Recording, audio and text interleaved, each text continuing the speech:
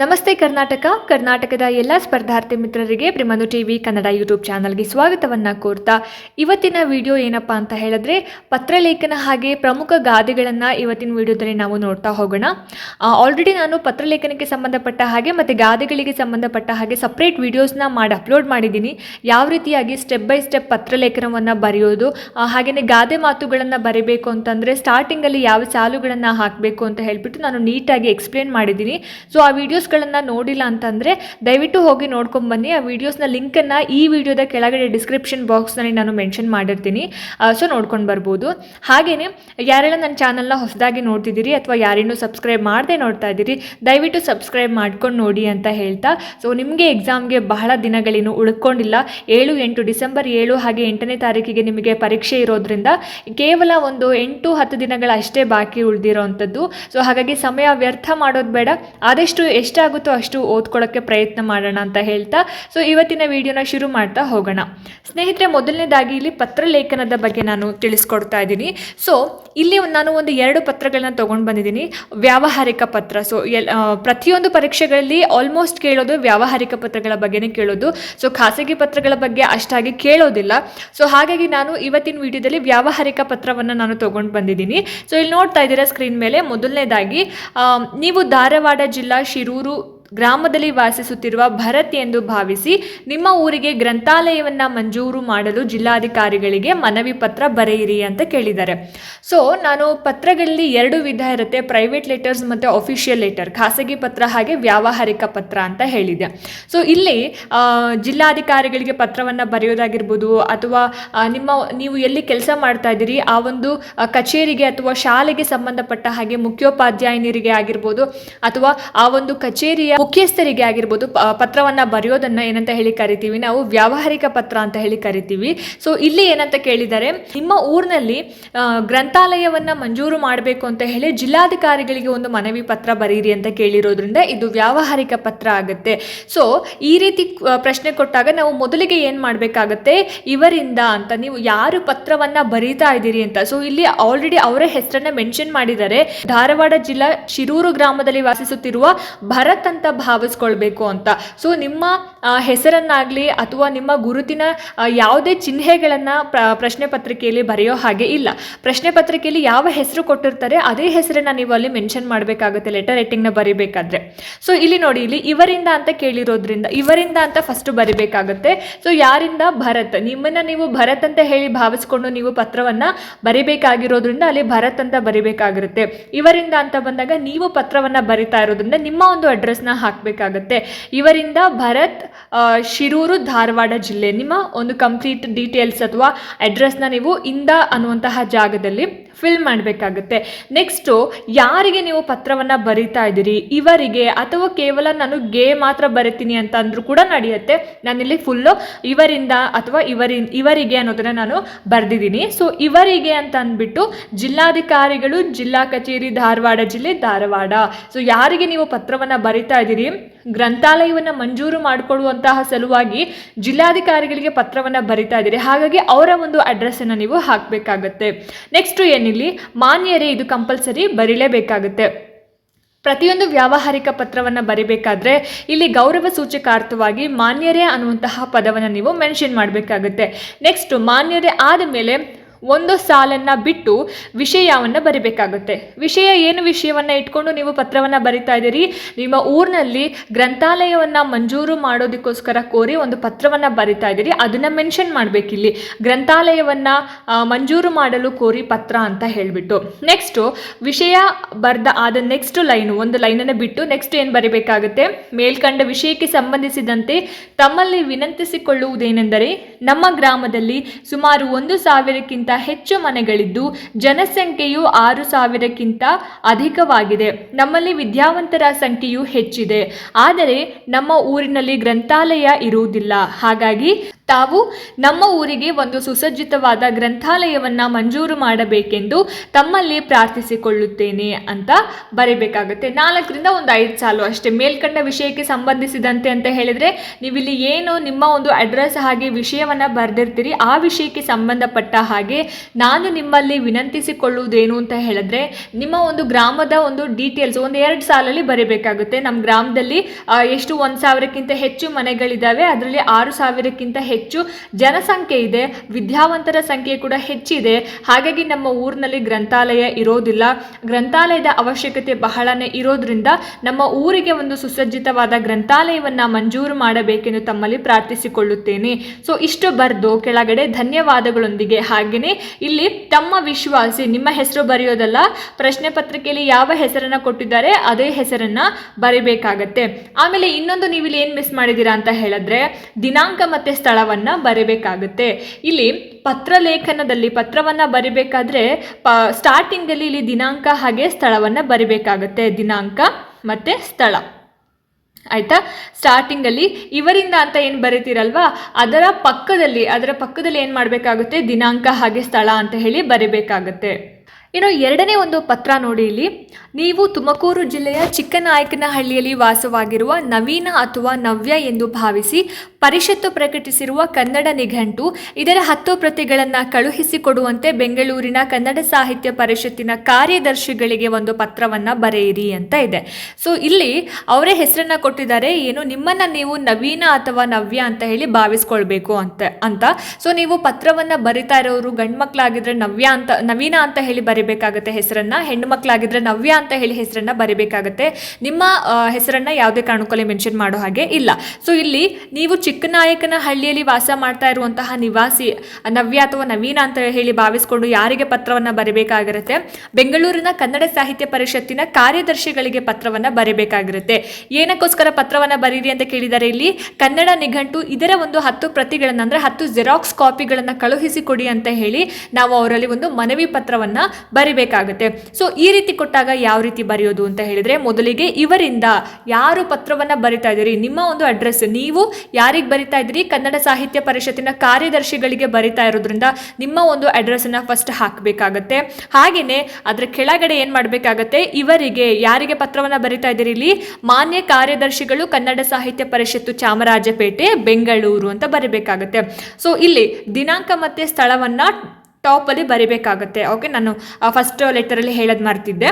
ಕೆಳಗಡೆ ಏನು ಮಾಡಬೇಕಾಗುತ್ತೆ ಅಂತ ಹೇಳಿದ್ರೆ ದಿನಾಂಕದ ಕೆಳಗೆ ಸ್ಥಳವನ್ನು ಬರಿಬೇಕಾಗುತ್ತೆ. ನೆಕ್ಸ್ಟು ವಿಷಯ ಮಾನ್ಯರೇ ಅನ್ನೋದನ್ನು ನೀವು ಕಂಪಲ್ಸರಿ ಮೆನ್ಷನ್ ಮಾಡಬೇಕಾಗುತ್ತೆ. ಮಾನ್ಯರೇ ಆದ ನಂತರ ಒಂದು ಸಾಲು ಬಿಟ್ಟು ಏನು ವಿಷಯ ಬರೀಬೇಕು, ವಿಷಯದಲ್ಲಿ ಏನು ಬರೀತೀರಿ ನೀವು, ಹಾಗಾದರೆ ಪರಿಷತ್ತು ಪ್ರಕಟಿಸಿರುವ ಕನ್ನಡ ನಿಘಂಟು ಇದರ 10 ಪ್ರತಿಗಳನ್ನು ಕಳುಹಿಸಿಕೊಡುವ ಕುರಿತು ಪತ್ರವನ್ನು ನೀವು ಬರಿತಾ ಇದ್ದೀರಿ. ಸೊ ಅದನ್ನು ಮೆನ್ಷನ್ ಮಾಡಬೇಕಾಗುತ್ತೆ. ಸೊ ನೆಕ್ಸ್ಟು ಇಲ್ಲಿ ಆ ಒಂದು ವಿಷಯವನ್ನು ಬರೆದ ಆದ ನಂತರ ಒಂದು ಸಾಲನ್ನು ಬಿಟ್ಟು ಮೇಲ್ಕಂಡ ವಿಷಯಕ್ಕೆ ಸಂಬಂಧಿಸಿದಂತೆ ತಮ್ಮಲ್ಲಿ ವಿನಂತಿಸಿಕೊಳ್ಳುವುದೇನೆಂದರೆ ಕನ್ನಡ ಸಾಹಿತ್ಯ ಪರಿಷತ್ತು ಪ್ರಕಟಿಸಿರುವ ಕನ್ನಡ ನಿಘಂಟು ಇದರ 10 ಪ್ರತಿಗಳು ನನಗೆ ಮತ್ತು ನನ್ನ ಗೆಳೆಯರಿಗೆ ಬೇಕಾಗಿದೆ. ದಯಮಾಡಿ 10 ಪ್ರತಿಗಳನ್ನು ನನ್ನ ವಿಳಾಸಕ್ಕೆ ವಿಪಿಪಿ ಮಾಡಬೇಕಾಗಿ ಈ ಮೂಲಕ ಕೇಳಿಕೊಳ್ಳುತ್ತೇನೆ. ಆ ಬಗ್ಗೆ 500 ರೂಪಾಯಿಗಳ ಬ್ಯಾಂಕ್ ಹುಂಡಿಯನ್ನು ಈ ಪತ್ರದ ಜೊತೆ ಇರಿಸಿದ್ದೇನೆ ಅಂತ ಬರೆದಿದ್ದಾರೆ ಇಲ್ಲಿ. ಓಕೆನಾ. ಸೊ ವಿಷಯ ಆದಮೇಲೆ ಆ ಒಂದು ವಿಷಯದ ಕುರಿತು 4-5 ಸಾಲುಗಳನ್ನು ನೀವು ಬರೀಲೇಬೇಕಾಗುತ್ತೆ.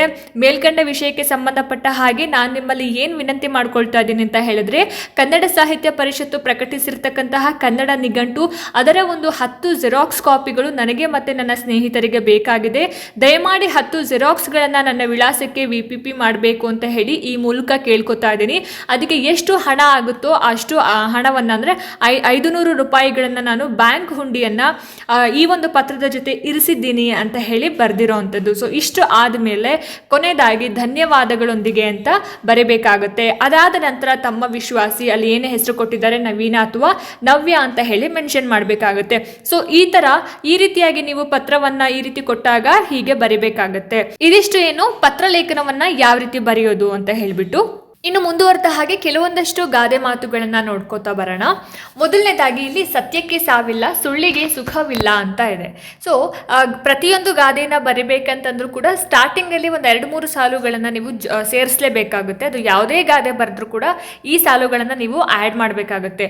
ಏನಪ್ಪ ಅಂತ ಹೇಳಿದ್ರೆ, ನೀವು ಇಲ್ಲಿ ಸ್ಕ್ರೀನ್ ಮೇಲೆ ನೋಡ್ತಾ ಇದ್ದೀರಿ ಅಲ್ವಾ, ಗಾದೆ ವೇದಕ್ಕೆ ಸಮಾನ, ವೇದ ಸುಳ್ಳಾದರೂ ಗಾದೆ ಸುಳ್ಳಾಗುವುದಿಲ್ಲ, ಗಾದೆಗಳು ಹಿರಿಯರ ಅನುಭವದ ನುಡಿಮುತ್ತುಗಳು, ಗಾದೆಗಳು ಆಕಾರದಲ್ಲಿ ವಾಮನನಾದರೂ ಅರ್ಥದಲ್ಲಿ ತ್ರಿವಿಕ್ರಮನಂತೆ, ಇದು ಒಂದು ಜನಪ್ರಿಯ ಗಾದೆ ಮಾತಾಗಿದೆ. ಸೊ ಈ 3 ಸಾಲುಗಳನ್ನು ನೀವು ಯಾವುದೇ ಒಂದು ಗಾದೆ ಮಾತುಗಳನ್ನು ವಿಸ್ತರಿಸಿ ಬರಿಬೇಕು ಅಂತ ಅನ್ಕೊಂಡ್ರು ಕೂಡ ಇದನ್ನ ಸ್ಟಾರ್ಟಿಂಗ್ ಅಲ್ಲಿ ಸೇರಿಸಬೇಕಾಗತ್ತೆ. ಸೇರಿಸಿದ ನಂತರ ನೀವು ಯಾವ ಗಾದೆ ಮಾತನ್ನ ವಿಸ್ತರಿಸ್ತಾ ಇದ್ದೀರಿ ಅದನ್ನ ಮುಂದುವರಿಸ್ಕೊಂಡು ಹೋಗ್ಬೇಕಾಗತ್ತೆ. ಇಲ್ಲಿ ಇವಾಗ ನಾನು ಸತ್ಯಕ್ಕೆ ಸಾವಿಲ್ಲ, ಸುಳ್ಳಿಗೆ ಸುಖವಿಲ್ಲ ಅನ್ನುವಂತಹ ಒಂದು ಗಾದೆ ಮಾತನ್ನ ತಗೊಂಡು ಬಂದಿದ್ದೀನಿ. ಇಲ್ಲಿ ಸತ್ಯ ಅಂತಕ್ಕಂಥದ್ದು ಯಾವಾಗಲೂ ಕೂಡ ಜೀವಂತವಾಗಿರುತ್ತೆ. ಸುಳ್ಳು ಅನ್ನೋದು ಕ್ಷಣಿಕ, ಹಾಗೆ ಅದು ಯಾವುದೇ ರೀತಿಯಾದಂತಹ ಸುಖವನ್ನ ನೆಮ್ಮದಿಯನ್ನ ಕೊಡೋದಿಲ್ಲ ಅನ್ನೋದು ಈ ಒಂದು ಗಾದೆಯ ಅರ್ಥ ಆಗಿರುತ್ತೆ. ಸೊ ನಮ್ಮ ಒಂದು ರಾಷ್ಟ್ರೀಯ ಲಾಂಛನ ಎಲ್ಲರೂ ಕೂಡ ನೋಡಿರ್ತೀರ ಅಲ್ವಾ, ನಮ್ಮ ರಾಷ್ಟ್ರ ಲಾಂಛನವನ್ನ, ಅಲ್ಲಿ ಸತ್ಯಮೇವ ಜಯತೆ ಅನ್ನುವಂತಹ ಒಂದು ಬರಹವನ್ನ ನಾವು ನೋಡ್ತೀವಿ. ಸತ್ಯ ಹಾಗೆ ಸತ್ಯವಂತರಿಗೆ ಯಾವತ್ತಿದ್ರೂ ಕೂಡ ಜಯ ಇದ್ದೇ ಇರುತ್ತೆ ಅನ್ನೋದನ್ನ ಎಲ್ಲಾ ಧರ್ಮಗಳಿಂದ ನಾವು ತಿಳ್ಕೊಂತ ಬಂದಿರ್ತೀವಿ. ಹಾಗೆಯೇ ಪುರಾಣ ಪುರುಷನಾಗಿರುವಂತಹ ಸತ್ಯ ಹರಿಶ್ಚಂದ್ರನ ಕಥೆಯನ್ನ ನೀವು ಕೇಳಿರ್ತೀರಿ, ಹಾಗೆ ಆ ಸಿನಿಮಾದ ಮುಖಾಂತರ ಕೂಡ ನೀವು ನೋಡಿರ್ತೀರಿ. ಸತ್ಯ ಹರಿಶ್ಚಂದ್ರ ಏನ್ ಮಾಡ್ತಾನೆ, ತನ್ನ ಇಡೀ ಜೀವನವನ್ನೆಲ್ಲ ಸತ್ಯಕ್ಕೋಸ್ಕರ ಹೋರಾಟ ಮಾಡಿ ಶಾಶ್ವತವಾದ ಕೀರ್ತಿಯನ್ನ ಪಡ್ಕೊಳ್ತಾನೆ.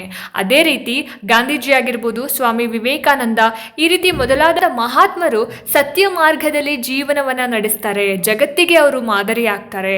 ಸತ್ಯಂ ಶಿವಂ ಸುಂದರಂ ಅನ್ನುವಂತಹ ಒಂದು ಮಾತು ಸತ್ಯದ ಮಹತ್ವವನ್ನು ನಮಗೆ ತಿಳಿಸ್ಕೊಡುತ್ತೆ. ಸತ್ಯಂ ವಧ ಧರ್ಮಂ ಚರ ಅಂತ ಹೇಳಿದ್ರೆ, ಸತ್ಯವನ್ನ ಹೇಳು, ಧರ್ಮವನ್ನ ಆಚರಿಸು ಎಂಬ ಮಾತಂತೂ ವ್ಯಕ್ತಿಯ ವ್ಯಕ್ತಿತ್ವವನ್ನ ರೂಪಿಸುವಂತಹ ಒಂದು ವೇದವಾಕ್ಯ ಅಂತ ಹೇಳ್ಬೋದು. ಆದ್ರೆ ಸುಳ್ಳಿನ ಒಡನಾಟ ಕೆಸರೊಳಗೆ ಇರುವಂತಹ ಮುಳ್ಳನ್ನ ನಾವು ತುಳಿದ ಹಾಗೆ. ಸುಳ್ಳು ಹೇಳೋದು, ಅದನ್ನ ಸಮರ್ಥನೆ ಮಾಡ್ಕೊಳ್ಳೋದಕ್ಕೆ ಮತ್ತೊಂದು ಸುಳ್ಳು, ಹೀಗೆ ಸುಳ್ಳಿನ ಸರಮಾಲೆಯನ್ನೇ ನಾವು ಸೃಷ್ಟಿ ಮಾಡಬೇಕಾಗುತ್ತೆ. ಆ ಒಂದು ಸುಳ್ಳು ಬಯಲಾದಾಗ ಏನಾಗುತ್ತೆ, ಮನುಷ್ಯ ತನ್ನ ಗೌರವ, ನಂಬಿಕೆ, ವಿಶ್ವಾಸವನ್ನ ಕಳೆದುಕೊಳ್ಳೋದ್ರ ಜೊತೆಗೆ ಮಾನಸಿಕವಾಗಿ ಅವನಿಗೆ ಯಾವುದೇ ರೀತಿಯಾದಂತಹ ನೆಮ್ಮದಿ ಇರೋದಿಲ್ಲ. ಸ್ವತಃ ತನ್ನ ನೆಮ್ಮದಿಯನ್ನ ತಾನೇ ಹಾಳು ಮಾಡ್ಕೊಳ್ಬೇಕಾಗುತ್ತೆ. ಸುಳ್ಳು ಒಂದು ಬಲೆ ಇದ್ದ ಹಾಗೆ, ಅದರಲ್ಲಿ ನಾವು ಒಂದ್ಸಲ ಸಿಕ್ಕಾಕೊಂಡ್ರೆ ಹೊರಗಡೆ ಬರೋದು ಬಹಳ ಕಷ್ಟ ಆಗುತ್ತೆ. ಹಾಗಾಗಿ ಸುಳ್ಳಿನ ದಾಸರಾಗಿ ಜೀವನವನ್ನ ಹಾಳು ಮಾಡಿಕೊಳ್ಳೋ ಬದಲು ಸತ್ಯವೆಂಬ ಬೆಳಕಿನ ಹಾದಿಯಲ್ಲಿ ನಡೆದು ಜೀವನ ಸಾರ್ಥಕಗೊಳಿಸಿಕೊಳ್ಳಬೇಕು. ಸತ್ಯಕ್ಕೆ ಸಾವಿಲ್ಲ, ಸುಳ್ಳಿಗೆ ಸುಖವಿಲ್ಲ ಎಂಬ ಮಾತನ್ನ ಎಂದಿಗೂ ಯಾರು ಕೂಡ ಮರಿಬಾರದು. ಸೊ ಇದಿಷ್ಟನ್ನ ನೀವು ಬರೆದ್ರೆ ನಿಮಗೆ ಕಡ್ಡಾಯ ಕನ್ನಡ ಪರೀಕ್ಷೆಯಲ್ಲಿ 100% 5ಕ್ಕೆ 5 ಮಾರ್ಕ್ಸ್ ಕೂಡ ನಿಮಗೆ ಸಿಗುತ್ತೆ. ನೆಕ್ಸ್ಟ್ 2ನೇ ಒಂದು ಗಾದೆ ನೋಡಿ, ಇಲ್ಲಿ ಅರಮನೆಗಿಂತ ನೆರೆಮನೆ ಲೇಸು ಅಂತ ಇದೆ. ಸೊ ಏನು ಹೇಗಂದ್ರೆ ಯಾವ ರೀತಿಯಾಗಿ ಇದನ್ನ ವಿಸ್ತರಿಸಿ ಬರಿಬೋದು ಅಂತ. ಸೊ ಇಲ್ಲಿ ಅತಿ ಆಸೆ ಪಡದೆ ಇರೋದ್ರಲ್ಲೇ ಸಂತೋಷ ಪಡಬೇಕು, ಹಾಗೆ ಅಂತಸ್ತು ಐಶ್ವರ್ಯಗಳಿಗೆ ಬರಳಾಗಿ ಅವಮಾನಕ್ಕೆ ಈಡಾಗಬಾರ್ದು ಅನ್ನೋದು ಈ ಒಂದು ಗಾದೆಯ ಒಂದು ಆಶಯ ಆಗಿರುತ್ತೆ. ಯಾವ ಒಂದು ಗಾದೆ, ಅರಮನೆಗಿಂತ ನೆರೆಮನೆ ಲೇಸು ಅನ್ನೋಂಥದ್ದು. ಸೊ ಇಲ್ಲಿ ಅರಮನೆ ಅಂತ ಮೆನ್ಷನ್ ಏನು ಮಾಡಿದ್ದಾರೆ, ಹಣ ಅಥವಾ ಅಂತಸ್ತು, ಅಧಿಕಾರ ಅಂತ ಹೇಳಿ ಮೆರೆದಾಡುವಂತಹ ಶ್ರೀಮಂತ ಜನರ ಮನೆ ಅಂತ ಹೇಳಿ ಅರ್ಥ. ಸೊ ಇಂತಹ ಶ್ರೀಮಂತರ ಮನೆಯವರಿಗೆ ಬಡವರ ಕಷ್ಟ ಯಾವಾಗಲೂ ಕೂಡ ಅರ್ಥ ಆಗೋದಿಲ್ಲ. ಬಡವರನ್ನ ಇವರು ತಮ್ಮ ನೆರೆಮನೆಯವರಾಗಿ ನೋಡೋದಕ್ಕೂ ಕೂಡ ಇಷ್ಟಪಡೋದಿಲ್ಲ. ನೆರೆಮನೆಯವರು ಅಂತ ಹೇಳಿದ್ರೆ ನೇಬರ್ಸ್ ತರನು ಕೂಡ ಬಡವರನ್ನ ನೋಡೋದಕ್ಕೆ ಇಷ್ಟಪಡೋದಿಲ್ಲ ಅಂತಹ ಶ್ರೀಮಂತರು. ಸೊ ಬಡವರಿಗೆ ಕಷ್ಟ, ಚಿಂತೆ, ನೋವುಗಳ ಅನುಭವ ಇರೋದ್ರಿಂದ ಕಷ್ಟದಲ್ಲಿ ಇರುವಂತಹ ನೆರೆಮನೆಯವರ ಕಷ್ಟ ಸುಖಗಳಲ್ಲಿ ಭಾಗಿಯಾಗ್ತಾರೆ. ಹಾಗಾಗಿ ಸರ್ವಜ್ಞ ಕವಿ ಏನ್ ಹೇಳಿದ್ದಾರೆ, ಹಂಗಿನ ಅರಮನೆಗಿಂತ ವಿಂಗಡದ ಗುಡಿ ಲೇಸು ಅಂತ ಹೇಳಿರುವಂಥದ್ದು. ಶ್ರೀಮಂತರು ಹಂಗಿಸಿ ಬಡವರನ್ನ ತಮ್ಮ ದಾಸ್ಯದಲ್ಲಿ ಇರಿಸಿಕೊಳ್ತಾರೆ, ಅವರ ಮೇಲೆ ದಬ್ಬಾಳಿಕೆ ಮಾಡ್ತಾರೆ. ಆದರೆ ನೆರೆಮನೆ ಏನ್ ಮಾಡುತ್ತೆ, ಸ್ನೇಹ ಸೌಹಾರ್ದದ ಸಂಕೇತ ಆಗಿರುತ್ತೆ. ಸಿರಿವಂತರಲ್ಲಿ ನೋಟ, ಬಡವರಲ್ಲಿ ಊಟ ಚೆನ್ನ ಎನ್ನುವಂತಹ ಮಾತು ಇದೇ ಅರ್ಥವನ್ನ ನೀಡುತ್ತೆ ಅನ್ನೋದು ಈ ಒಂದು ಅರಮನೆಗಿಂತ ನೆರೆಮನೆ ಲೇಸು ಅನ್ನುವಂತಹ ಒಂದು ಗಾದೆ ಮಾತಿನ ಅರ್ಥ ಆಗಿರುತ್ತೆ. ಇನ್ನು 3ನೇದಾಗಿ ಬೆಕ್ಕಿಗೆ ಚೆಲ್ಲಾಟ, ಇಲಿಗೆ ಪ್ರಾಣ ಸಂಕಟ. ಸೊ ಈ ಒಂದು ಗಾದೆಯನ್ನು ಹೇಗೆ ವಿಸ್ತರಿಸಿ ಬರೆಯೋದು ಅಂತ ಹೇಳಿದ್ರೆ, ಸೊ ಇಲ್ಲಿ ನಾವು ಮಾಡುವಂತಹ ಒಂದು ಹಾಸ್ಯ ಬೇರೊಬ್ಬರಿಗೆ ನೋವನ್ನು ಉಂಟು ಮಾಡಬಾರದು ಅನ್ನೋದನ್ನ ಈ ಒಂದು ಗಾದೆ ಮಾತು ತಿಳಿಸುವಂಥದ್ದು. ಬೆಕ್ಕಿಗೆ ಚೆಲ್ಲಾಟ, ಇಲಿಗೆ ಪ್ರಾಣ ಸಂಕಟ ಅಂತಕ್ಕಂತಹ ಒಂದು ಗಾದೆ ಮಾತು. ಅಲ್ಲದೆ ಬಲಶಾಲಿಗಳಾಗಿರ್ಬೋದು, ಹಾಗೆ ಶ್ರೀಮಂತರ ಒಂದು ಹುಡುಗಾಟ ಏನಿದೆ, ದುರ್ಬಲರಿಗೆ, ಕೆಳವರ್ಗದವರಿಗೆ ಹಾಗೆಯೇ ಬಡವರಿಗೆ ಕಷ್ಟವನ್ನ ಉಂಟು ಮಾಡುತ್ತೆ ಅನ್ನುವಂತಹ ಒಂದು ಅರ್ಥವನ್ನ ಈ ಗಾದೆ ಮಾತಲ್ಲಿ ನಾವು ನೋಡ್ತಾ ಹೋಗ್ಬೋದು. ಇಲ್ಲಿ ಬೆಕ್ಕು ಹಾಗೆ ಇಲಿ ಅನ್ನುವಂತಹ ಪ್ರಾಣಿಗಳ ಹೆಸರನ್ನ ಬಳಸಿದ್ರು ಇವುಗಳ ಹಾಗೆ ವರ್ತಿಸುವಂತಹ ಮನುಷ್ಯರಿಗೆ ಇದು ಅನ್ವಯ ಆಗುತ್ತೆ. ಬೆಕ್ಕು ಇಲಿಯನ್ನ ಬೇಟೆ ಮಾಡಿದ ತಕ್ಷಣ ಏನ್ ಮಾಡುತ್ತೆ, ತಿನ್ನದೆ ಅದಕ್ಕೆ ಹಿಂಸೆ ಕೊಟ್ಟು ಚೆಲ್ಲಾಟ ಆಡುತ್ತೆ. ಅದೇ ರೀತಿಯಲ್ಲಿ ಕೆಲವು ಮನುಷ್ಯರಿಗೆ ಕೂಡ ಇದೇ ರೀತಿಯಾದಂತಹ ಬುದ್ಧಿ ಇರುತ್ತೆ ಅಂತ ಈ ಗಾದೆ ಮಾತು ತಿಳಿಸ್ಕೊಡೋ ಅಂಥದ್ದು. ಕೆಲವರು ಬೇರೆಯವರ ಮನಸ್ಸಿಗೆ ನೋವುಂಟಾಗುವ ಹಾಗೆ ಮಾಡಿ ಅದನ್ನ ನೋಡ್ತಕ್ಕಂತಹ ಇತರರಿಗೆ ನಗೆ ತರಿಸಲು ಪ್ರಯತ್ನ ಮಾಡ್ತಾ ಇರ್ತಾರೆ. ಹಾಸ್ಯಕ್ಕೆ ಒಳಗಾದವರ ಮನಸ್ಸಿಗೆ ಆಗ್ತಕ್ಕಂತಹ ನೋವಾಗಿರ್ಬೋದು, ಕಿರಿಕಿರಿ ಅವರಿಗೆ ಅರ್ಥನೇ ಆಗೋದಿಲ್ಲ. ಕೆಲವೊಂದ್ಸಲ ಏನಾಗುತ್ತೆ, ನಗೆ ಹೋಗಿ ಹೊಗೆಯಾಗುವುದು ಕೂಡ ಉಂಟು. ಅದೇ ರೀತಿ ಮತ್ತೆ ಕೆಲವರು ಬೇರೆಯವರು ಕಷ್ಟಪಡೋದನ್ನ ನೋಡಿ ಸಂತೋಷ ಪಡ್ತಾರೆ. ತಮಗೆ ಆಗದವರಿಗೆ ಏನಾದರೂ ಆಪತ್ತು ಸಂಭವಿಸಿದರೆ ಅದನ್ನ ಕಂಡು ಹಾಲು ಕುಡಿದಷ್ಟು ಸಂತೋಷ ಪಡ್ತಾ ಇರ್ತಾರೆ. ಹೀಗೆ ಎಷ್ಟೋ ಜನ ಬೇರೆಯವರಿಗೆ ಕಷ್ಟ ಕೊಟ್ಟು ಚೆಲ್ಲಾಟ ಆಡ್ತಾ ಇರ್ತಾರೆ. ನಮ್ಮಲ್ಲಿ ಹಾಸ್ಯ ಪ್ರಜ್ಞೆ ಇರಬೇಕು, ಆದರೆ ಅದು ಸದಭಿರುಚಿಯ ನವಿರಾದ ಹಾಸ್ಯ ಆಗಿರಬೇಕು ಹೊರತು ತನ್ನಂತೆ ಪರರೆಂದು ಬಗೆದರೆ ಕೈಲಾಸ ಭಿನ್ನಾಣವಕ್ಕು ಅಂತ ಸರ್ವಜ್ಞ ಹೇಳಿರುವಂತಹ ಮಾತಿನ ಹಾಗೆ ಬೇರೆಯವರ ನೋವುಗಳನ್ನ ಅರ್ಥ ಮಾಡಿಕೊಂಡಾಗ ಜೀವನ ಸಾರ್ಥಕ ಆಗುತ್ತೆ ಅನ್ನೋದು ಈ ಒಂದು ಗಾದೆ ಮಾತಿನ ಆಶಯ ಆಗಿರೋವಂಥದ್ದು. ನೆಕ್ಸ್ಟು 4ನೇ ಒಂದು ಗಾದೆ ಮಾತು, ಹೆತ್ತ ತಾಯಿ ಹೊತ್ತ ನಾಡು ಸ್ವರ್ಗಕ್ಕಿಂತಲೂ ಮಿಗಿಲು ಅಂತ ಇದೆ. ಸೊ ಏನಿದರ ಒಂದು ಅರ್ಥ ಅಂತ ಹೇಳಿದ್ರೆ, ನಮಗೆ ಜನ್ಮ ನೀಡಿದ ತಾಯಿ ಮತ್ತು ನಮ್ಮ ಜನ್ಮಭೂಮಿ ಶ್ರೇಷ್ಠ ಅನ್ನೋದನ್ನ ಈ ಒಂದು ಗಾದೆ ಮಾತು ತಿಳಿಸ್ಕೊಡೋ ಅಂಥದ್ದು. ಜನನಿ ಜನ್ಮಭೂಮಿಶ್ಚ ಸ್ವರ್ಗದಪಿ ಗರಿಯಸಿ, ಇದು ವಾಲ್ಮೀಕಿ ರಾಮಾಯಣದಲ್ಲಿ ಬರುವಂತಹ ಒಂದು ಮಾತಾಗಿರುತ್ತೆ. ಇದರ ಅರ್ಥ ಏನಪ್ಪ ಅಂತ ಹೇಳಿದ್ರೆ, ಹೆತ್ತ ತಾಯಿ ಹೊತ್ತ ನಾಡು ಸ್ವರ್ಗಕ್ಕಿಂತಲೂ ಕೂಡ ಮಿಗಿಲು ಅನ್ನುವಂಥದ್ದು. ಇದರಲ್ಲಿ ತಾಯಿ ಮತ್ತೆ ನಾಡಿನ ಒಂದು ಮಹತ್ವವನ್ನು ಬಹಳ ಸೊಗಸಾಗಿ ವಿವರಿಸಿರುವಂಥದ್ದು. ನಮ್ಮನ್ನ ಹೆತ್ತು ಹೊತ್ತು ಸಾಕಿ ಸಲುಹಿದ ತಾಯಿಯ ಮಡಿಲು ಸ್ವರ್ಗಕ್ಕಿಂತಲೂ ಮಿಗಿಲಾದ ಸುಖವನ್ನ ನೀಡುತ್ತೆ ಅನ್ನೋದು ಅನುಭವಿಗಳ ಒಂದು ಹೇಳಿಕೆ, ಹಾಗೆ ಅವರ ಒಂದು ಮಾತಾಗಿರುವಂಥದ್ದು. ಮಕ್ಕಳ ಪಾಲನೆಗೋಸ್ಕರ ತಾಯಿ ತನ್ನ ಎಲ್ಲ ಸುಖವನ್ನ ಮರೆತು ಆಹಾರ ನಿದ್ರೆಗಳನ್ನ ತೊರೆದು ಮಗುವಿನ ಲಾಲನೆ ಪೋಷಣೆಗಳಲ್ಲಿಯೇ ಸುಖವನ್ನ ಕಾಣ್ತಾಳೆ. ಯಾರೇ ಆದರೂ ಹೆತ್ತ ತಾಯಿಯಂತೆ ಆಧಾರೆ, 1000 ಸೌದೆ ಒಲೆಯಲ್ಲಿ ಉರಿದರೂ ದೀವಿಗೆಯಂತ ಬೆಳಕುಂಟೆ ಎಂದು ಜನಪದರು ತಾಯಿಯ ಮಹತ್ವವನ್ನ ಸಾರಿ ಹೇಳಿರುವಂಥದ್ದು. ಹಾಗೆ ಹೊತ್ತ ನಾಡು ನಮ್ಮನ್ನ ಜೀವನ ಪೂರ್ತಿ ತನ್ನ ಮಡ್ಲಲ್ಲಿ ಇಟ್ಕೊಂಡು ಪೋಷಣೆ ಮಾಡುತ್ತೆ. ನಮ್ಮ ಜೀವನಕ್ಕೆ ಅಗತ್ಯವಾಗಿರುವಂತಹ ಅನ್ನ, ನೀರು, ಬಟ್ಟೆ, ವಸತಿ ಹಾಗೆ ಇತರ ಎಲ್ಲ ಅವಶ್ಯಕತೆಗಳನ್ನ ಪೂರೈಸತಕ್ಕಂತಹ ಜನ್ಮಭೂಮಿಯನ್ನ ತಾಯಿಗೆ ಹೋಲಿಸಿರುವಂಥದ್ದು ಬಹಳ ಶ್ರೇಷ್ಠವಾದ ಸಂಗತಿ ಅಂತ ಹೇಳ್ಬೋದು. ನಾವು ಹುಟ್ಟಿದ ನಾಡು ಕೂಡ ಈ ನೆಲದಲ್ಲಿ ಆಡ್ತೀವಿ, ಅಗಿತೀವಿ, ಹಾಗೆಯೇ ಬೆಳೆನ ಕೂಡ ಬೆಳೀತಾ ಇರ್ತೀವಿ. ಬೆಳೆದಿರೋದನ್ನ ತಿಂದು ಬದುಕ್ತಾ ಇದ್ದೀವಿ. ತಾಯಿಯ ಹಾಗೆ ನಾಡು ನಮ್ಮನ್ನ ಪೋಷಣೆ ಮಾಡುತ್ತೆ. ಹಾಗಾಗಿ ಜನ್ಮಭೂಮಿಯನ್ನ ಮರೆತರು ತಾಯಿಯನ್ನ ಮರೆತಂತೆ ಸರಿ. ಹಾಗಾಗಿ ಹೆತ್ತ ತಾಯಿ ಹೊತ್ತ ನಾಡಿನ ಋಣವನ್ನ ಮರೆಯದೆ ಅವರ ಹಿರಿಮೆಯನ್ನ ಎತ್ತಿ ಹಿಡಿಬೇಕಾಗಿರೋದು ಪ್ರತಿಯೊಬ್ಬನ ಆದ್ಯ ಕರ್ತವ್ಯ ಅನ್ನೋದು ಈ ಒಂದು ಗಾದೆ ಮಾತಿನಲ್ಲಿ ಅಡಗಿರ್ತಕ್ಕಂತಹ ಒಂದು ಸಾರ ಅಂತ ಹೇಳ್ಬೋದು. ಮುಂದಿನ ಒಂದು ಗಾದೆ ಮಾತು, 5ನೇ ಗಾದೆ ಮಾತು ಏನಪ್ಪಾ ಅಂದ್ರೆ, ಊಟ ಬಲ್ಲವನಿಗೆ ರೋಗವಿಲ್ಲ, ಮಾತು ಬಲ್ಲವನಿಗೆ ಜಗಳವಿಲ್ಲ ಅನ್ನೋದು. ಈ ಒಂದು ಗಾದೆ ಮಾತನ್ನ ಯಾವ ರೀತಿಯಾಗಿ ನಾವು ವಿವರಿಸೋದು ಅಂತ ಹೇಳಿದ್ರೆ, ಊಟ ಮತ್ತೆ ಮಾತು ಹೇಗಿರ್ಬೇಕು ಹಾಗೆ ಅವುಗಳ ಒಂದು ಇತಿಮಿತಿಯನ್ನ ಈ ಒಂದು ಗಾದೆ ಮಾತು ನಮಗೆ ತಿಳಿಸ್ಕೊಡೋ ಅಂಥದ್ದು. ಸೊ ಬಹುತೇಕ ರೋಗಗಳಿಗೆ ನಾವು ಸೇವಿಸ್ತಕ್ಕಂತಹ ಆಹಾರನೇ ಕಾರಣ ಆಗುತ್ತೆ ಅಲ್ವಾ. ಸೊ ಈ ಒಂದು ಆಧುನಿಕ ಯುಗದಲ್ಲಿ ಪಾಶ್ಚಾತ್ಯರ ಒಂದು ಅನುಕರಣೆಯಿಂದಾಗಿ ಸಾಂಪ್ರದಾಯಿಕ ಆಹಾರ ಪದ್ಧತಿಗಳು ಕಣ್ಮರೆಯಾಗ್ತಾ ಇರೋದಷ್ಟೇ ಅಲ್ಲದೆ ಆರೋಗ್ಯದ ಮೇಲೇನೂ ಕೂಡ ಬಹಳಷ್ಟು ದುಷ್ಪರಿಣಾಮ ಉಂಟಾಗ್ತಾ ಇರೋವಂಥದ್ದು. ಹಿತ ಮಿತ ಶುಚಿಯಾದ ಆಹಾರ ಸದಾ ಆರೋಗ್ಯದಾಯಕವಾಗಿರುತ್ತೆ. ಯಾರು ಇದನ್ನ ತಿಳ್ಕೊಂಡಿರ್ತಾರೋ ಅವರಿಗೆ ರೋಗ ಇರೋದಿಲ್ಲ ಅನ್ನೋದು ಈ ಒಂದು ಗಾದೆಯ ಆಶಯ ಆಗಿರುತ್ತೆ. ಅದರ ಜೊತೆಗೆ ಮಾನವ ಮಾತನಾಡ್ತಕ್ಕಂತಹ ಮತ್ತೆ ಆಲೋಚನಾ ಶಕ್ತಿಯಿಂದಲೇ ಬೇರೆ ಪ್ರಾಣಿಗಳಿಗಿಂತ ವಿಭಿನ್ನ ಆಗಿರುವಂಥದ್ದು ಅಂತ ಎಲ್ಲರಿಗೂ ತಿಳಿದಿರುವಂತಹ ಒಂದು ಸಂಗತಿ.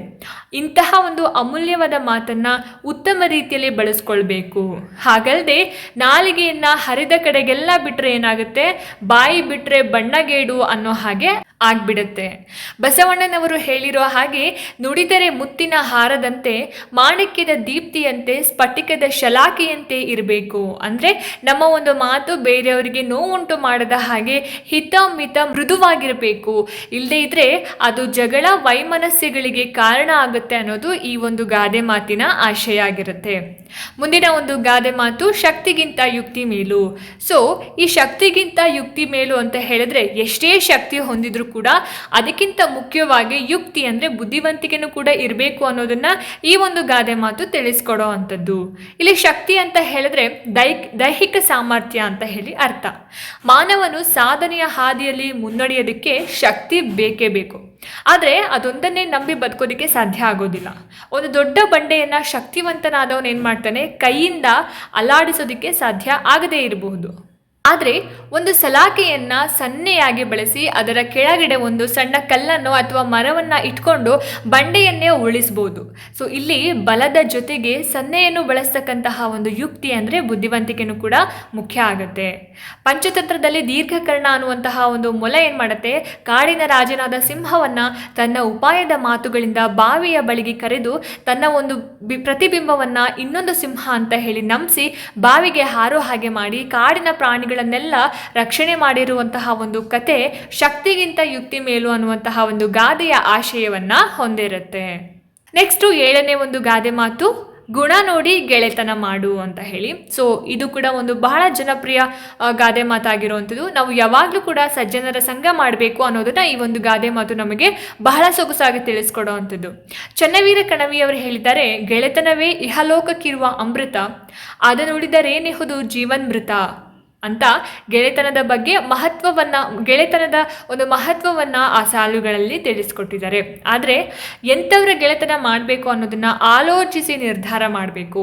ಸರ್ವಜ್ಞ ಕವಿ ನಾವು ಎಂಥವರ ಗೆಳೆತನ ಮಾಡಬೇಕು ಎಂಬುದನ್ನು ಕುರಿತು ಸಜ್ಜನರ ಸಂಘವದು ಹೆಜ್ಜೇನು ಸವಿದಂತೆ ದುರ್ಜನರ ಕೂಡ ಒಡನಾಟ ಕೆಸರೊಳಗೆ ಮುಳ್ಳು ತುಳಿದಂತೆ ಎಂದು ಹೇಳಿದ್ದಾರೆ.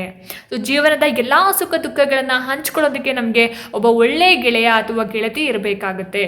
ನಾವು ಸಂತೋಷವಾಗಿದ್ದಾಗ ಮಾತ್ರ ನಮ್ಮ ಜೊತೆ ಇದ್ದು ನಮಗೆ ಕಷ್ಟ ಬಂದಾಗ ನಮ್ಮ ಹತ್ರ ಕೂಡ ಬರದೇ ಇರುವಂತಹ ಗೆಳೆಯರು ನಿಜವಾಗ್ಲೂ ಕೂಡ ಗೆಳೆಯರಾಗಿರೋದಕ್ಕೆ ಸಾಧ್ಯ ಇಲ್ಲ.